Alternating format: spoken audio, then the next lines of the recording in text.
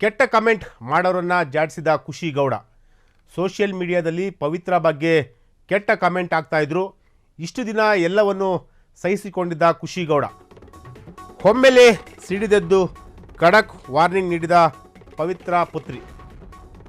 Social ಮೀಡಿಯಾದಲ್ಲಿ ಪವಿತ್ರ ಬಗ್ಗೆ ಕೆಟ್ಟ ಕಮೆಂಟ್ಗಳನ್ನು ಆಗ್ತಾಯಿದ್ರು. ಇಷ್ಟು ದಿನ ಎಲ್ಲವನ್ನು ಸಹಿಸಿಕೊಂಡಿದ್ದಂತಹ ಖುಷಿ ಗೌಡ ಬೇರೆ ಯಾರೂ ಅಲ್ಲ, ಪವಿತ್ರ ಗೌಡ ಅವರ ಮಗಳು. ಒಮ್ಮೆಲೆ ಸಿಡಿದೆದ್ದು ಖಡಕ್ ವಾರ್ನಿಂಗ್ ನೀಡಿದ ಪವಿತ್ರ ಪುತ್ರಿ. ಇನ್ಸ್ಟಾಗ್ರಾಮ್ನಲ್ಲಿ ಭಾವುಕ ಪೋಸ್ಟ್ ಹಾಕಿದ ಖುಷಿ ಗೌಡ. ಕೆಟ್ಟ ಕಮೆಂಟ್ ಮಾಡೋರನ್ನ ಜಾಡಿಸಿದ ಖುಷಿ ಗೌಡ.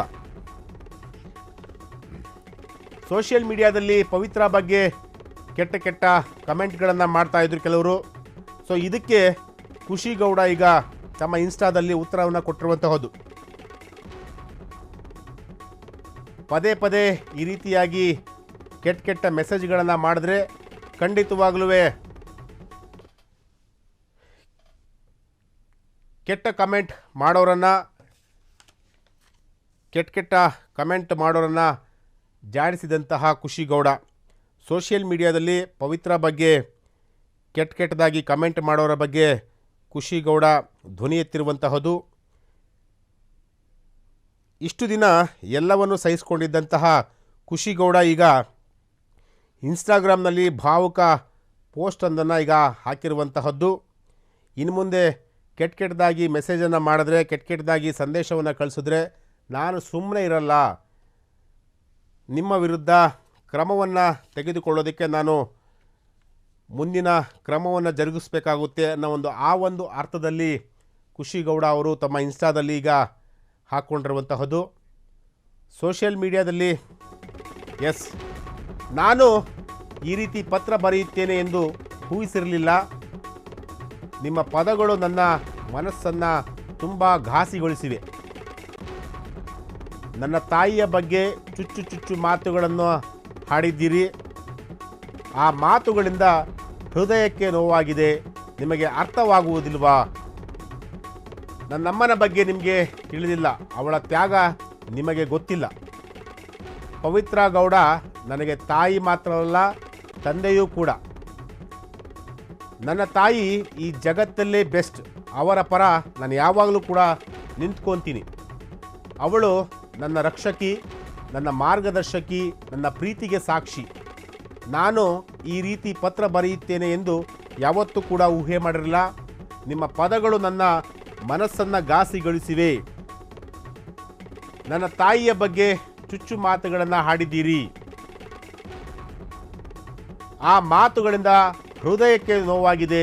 ನಿಮಗೆ ಅರ್ಥವಾಗುವುದಿಲ್ವಾ? ನನ್ನಮ್ಮನ ಬಗ್ಗೆ ನಿಮಗೆ ತಿಳಿದಿಲ್ವಾ? ಅವಳ ತ್ಯಾಗ ನಿಮಗೆ ಗೊತ್ತಿಲ್ಲ. ಪವಿತ್ರ ಗೌಡ ನನಗೆ ತಾಯಿ ಮಾತ್ರವಲ್ಲ, ತಂದೆಯೂ ಕೂಡ.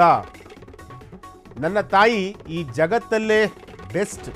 ಅವರ ಪರ ನಾನು ಯಾವಾಗಲೂ ಕೂಡ ನಿಂತ್ಕೊತೀನಿ. ಅವಳು ನನ್ನ ರಕ್ಷಕಿ, ನನ್ನ ಮಾರ್ಗದರ್ಶಕಿ, ನನ್ನ ಪ್ರೀತಿಗೆ ಸಾಕ್ಷಿ. ನಾನು ಈ ರೀತಿ ಪತ್ರ ಬರೆಯುತ್ತೇನೆ ಎಂದು ಯಾವತ್ತೂ ಕೂಡ ಊಹೆ ಮಾಡಿರಲಿಲ್ಲ. ನಿಮ್ಮ ಪದಗಳು ನನ್ನ ಮನಸ್ಸನ್ನು ತುಂಬ ಘಾಸಿಗೊಳಿಸಿವೆ. ಈಗಾಗಲೇ ರೇಣುಕಾಸ್ವಾಮಿಯವರ ಹತ್ಯೆ ಪ್ರಕರಣದಲ್ಲಿ ಪವಿತ್ರ ಗೌಡ ಕೂಡ A1 ಆರೋಪಿಯಾಗಿದ್ದರು. ಆ ಒಂದು ಸಂದರ್ಭದಲ್ಲಿ ಪವಿತ್ರ ಗೌಡ ಅವರನ್ನು ಕೂಡ ಅರೆಸ್ಟ್ ಮಾಡಿದರು ಪೊಲೀಸರು. ಅದಾದ ನಂತರ ಒಂದಷ್ಟು ಡೆವಲಪ್ಮೆಂಟ್ ಕೂಡ ಆಯಿತು. ಸೊ ಈಗ ಸೋಷಿಯಲ್ ಮೀಡಿಯಾದಲ್ಲಿ ಅಂದರೆ ತನ್ನ ಇನ್ಸ್ಟಾಗ್ರಾಮಲ್ಲಿ ಪವಿತ್ರ ಗೌಡ ಅವರ ಮಗಳು ಖುಷಿ ಗೌಡ ತಮ್ಮ ಅಭಿಪ್ರಾಯ, ತಮ್ಮ ಅನಿಸಿಕೆಗಳನ್ನು ಹೇಳ್ಕೊಂಡಿರುವಂಥದ್ದು. ಅಂದರೆ ಕೆಟ್ಟದಾಗಿ ಮೆಸೇಜನ್ನು ಮಾಡಬೇಡಿ. ಪವಿತ್ರ ಗೌಡ ನನಗೆ ತಾಯಿ ಮಾತ್ರವಲ್ಲ, ತಂದೆಯೂ ಕೂಡ. ನನ್ನ ತಾಯಿ ಜಗತ್ತಲ್ಲೇ ಬೆಸ್ಟ್ ಅನ್ನೋ ರೀತಿಯಲ್ಲಿ ಖುಷಿ ಗೌಡ ತಮ್ಮ ಅನಿಸಿಕೆಗಳನ್ನು ಇನ್ಸ್ಟಾದಲ್ಲಿ ಈಗ ಹಂಚ್ಕೊಂಡಿರುವಂಥದ್ದು. ಪವಿತ್ರ ಗೌಡ ಬಗ್ಗೆ ಕೆಟ್ಟದಾಗಿ ಇನ್ನು ಮುಂದೆ ಮೆಸೇಜನ್ನು ಮಾಡಿದ್ರೆ ನಾನು ಖಂಡಿತವಾಗಲೂ ಸಹಿಸೋದಿಲ್ಲ ಅನ್ನೋ ಒಂದು ಅರ್ಥದಲ್ಲಿ ಈಗ ಖುಷಿ ಗೌಡ, ಪವಿತ್ರ ಗೌಡರ ಮಗಳು ಖುಷಿ ಗೌಡ ಇನ್ಸ್ಟಾದಲ್ಲಿ ಈಗ ಬರೆದುಕೊಂಡಿರುವಂತಹದ್ದು.